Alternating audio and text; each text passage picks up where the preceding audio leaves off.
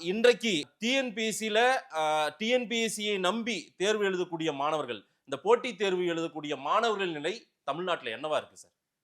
அதாவது சார் 2001லிருந்து 2006 வரைக்கும் ஜெயலலிதா அவர்கள் காலத்துல டிஎன்பிஎஸ்சி வந்து பார்த்தீங்கன்னா, அமைப்பு செயல்படாமல் இருந்தது. ம். அவங்க வந்து அந்த ஆணையத்தையே வந்து பார்த்தீங்கன்னா, கலைச்சர் அளவுக்கு போயிருந்தாங்க. அது வந்து நம்முடைய அரசு பயிற்சி எடுக்கக்கூடிய போட்டி எக்ஸாம் எழுதி வேலைக்கு போறவங்களுடைய ஒரு இருண்ட காலமா இருந்துச்சு. ஓ!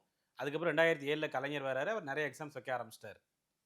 பட் இன்றைக்கு டிஎன்பிஎஸ்சி ஆணையம் கலைக்கப்படவில்லை. அவ்வளோதான்.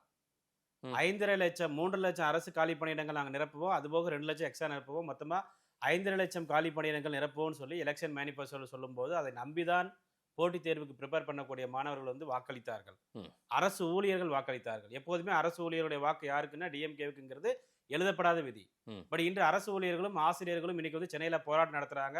ம். இன்னைக்கு சென்னையில போராட்டம் நடத்துறவங்க மேல நாங்க நடவடிக்கை எடுப்போம் அப்படிங்கிற மாதிரி கவர்மெண்ட் சொல்றாங்க. ஸோ அந்த அளவுக்கு அவர்களுமே இவர்களுக்கு எதிராக இருக்கிறார்கள். ஓ! இன்னைக்கு ஒரு விஏஓ வந்து பாத்தீங்கன்னா ஒரு 4 வில்லேஜை கவனிக்கிறாரு. ஒரு வில்லேஜ்ல சட்டம் ஒழுங்கு பிரச்சனை அவ்வளவு இருக்கும். ம். நில பிரச்சனை அவ்வளவு இருக்கும். 4 வில்லேஜை கவனிக்கிறாரு. ம். ஒரு கோயில்ல வேலை பார்க்குற ஒரு எக்ஸிக்யூட்டிவ் ஆபீசர் 10 கோயில கவனிக்கிறாரு. ம். காலி பணியிடங்கள் அவ்வளவு இருக்கு.